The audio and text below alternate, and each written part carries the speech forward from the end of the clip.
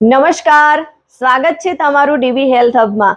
આપણને બધાને ખબર છે કે પાણી આપણે ભરપૂર પ્રમાણમાં પીવું જોઈએ અને આપણી તરસ જો છીપાવવાનું કોઈ કામ કરતું હોય તો એ પાણી જ છે। આપણી પાસે પાણી જ એક એવું ઓપ્શન છે કે જે આપણી તરસ છુપાવી દે છે અને એનર્જી પણ આપે છે।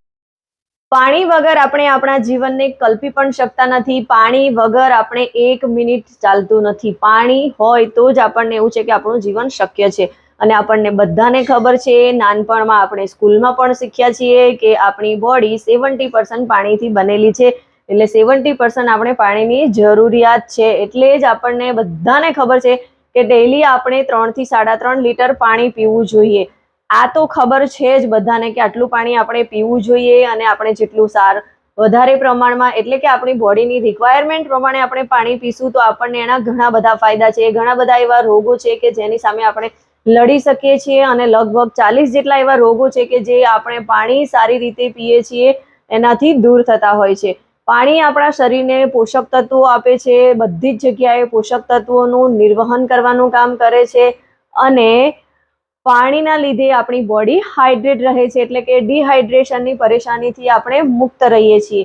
બધી જ ખબર છે આપણને કે પાણી પીવું જોઈએ, કેટલું પીવું જોઈએ, ક્યારે પીવું જોઈએ, બધી જ ખબર છે। પણ પાણી આપણી એક આદત છે કે આપણે હંમેશા પાણીને ઊભા જ પીએ છીએ। આપણે ઘણા લોકો તો એવા છે કે પાણી પણ ઊભા પીવે છે, ખાવાનું પણ ઊભા ખાય છે। પણ ખાવાનું અને પાણી આપણે ઊભા પીએ છીએ તો એના લીધે આપણને ઘણા બધા નુકસાન થઈ શકે છે। આપણને એમ લાગે તો પાણી જ છે, પાણીથી શું નુકસાન થવાનું છે? પણ આ નાની એવી હેબિટ આગળ જતા આપણા માટે મોટો પ્રોબ્લેમ ઊભો કરી શકે છે। તો હંમેશા પાણીને આપણે બેસીને પીવું જોઈએ। પાણી આપણે ઊભા પીએ છીએ તો ઘણા બધા નુકસાન જાય છે। ઘણા લોકો એવા હોય છે કે સીધા ઘરે આવે એટલે કિચનમાં જઈ પાણીનો ગ્લાસ ભરે, ઊભા આખો ગ્લાસ ગટગટાવી દેતા હોય છે, જેના કારણે ઘણા બધા પ્રોબ્લેમો થતા હોય છે। કેમ કે આપણે પાણી સીધા પીએ છીએ તો પાણી જે છે એ સીધું ફિલ્ટર થયા વગર આપણી બોડીમાં નીચે ઉતરી જતું હોય છે, જેના કારણે કિડનીની અંદર એની જે સિસ્ટમ પ્રમાણે પ્રોસેસ થવી જોઈએ એ પ્રોસેસ પૂરી થતી નથી અને આપણું જે પાણી છે એ પાણીની અંદર આપણા બોડીમાં જે ટોક્સિન છે એ પાણી દ્વારા બહાર નીકળવા જોઈએ એ નીકળતા નથી અને એ અંદરને અંદર જમા રહેતા હોય છે। અને બીજું મેઇન ઇમ્પોર્ટન્ટ કે આપણે જે પણ ખોરાક લઈએ છીએ એની જે ન્યુટ્રિશન એ પોષક તત્વો જે છે એ આપણને દરેક જગ્યાએ આપણા બોડીના સ્પેર પાર્ટ સુધી પહોંચવા જોઈએ એ સારી રીતે પહોંચી શકતા નથી।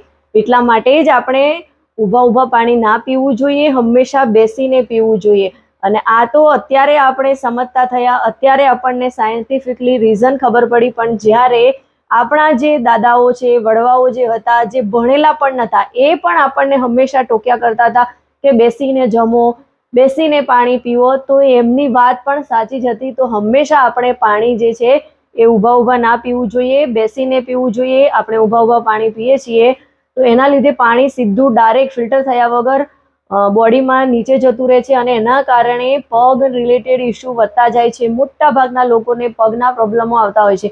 તો એની તો પહેલા એક હેબિટ આપણે એ ચેક કરવી જોઈએ કે શું હંમેશા પાણી ઊભા પીવે છે, અને ઊભા પાણી પીવે છે એમને 100% પગના પ્રોબ્લેમ આવે જ છે। તો આજથી જો આપણે ઊભા પાણી પીતા હોઈએ તો હંમેશા બેસીને પાણી પીવું જોઈએ। અને બેસવા માટે આપણે વિચાર કરીએ કે કિચનમાં, રસોડામાં તો ખુરશી ક્યાં હોય? તો રસોડામાં ખુરશી ના હોય તો આપણે મૂકી દેવી જોઈએ અને પાણીને શાંતિથી બિલકુલ કુલ ડાઉન થઈને પીવું જોઈએ, જેથી આપણને પાણીનો પ્રોપર બેનિફિટ મળી શકે। પાણી આપણા શરીરની અંદર ઘણા બધા ફાયદા કરે છે।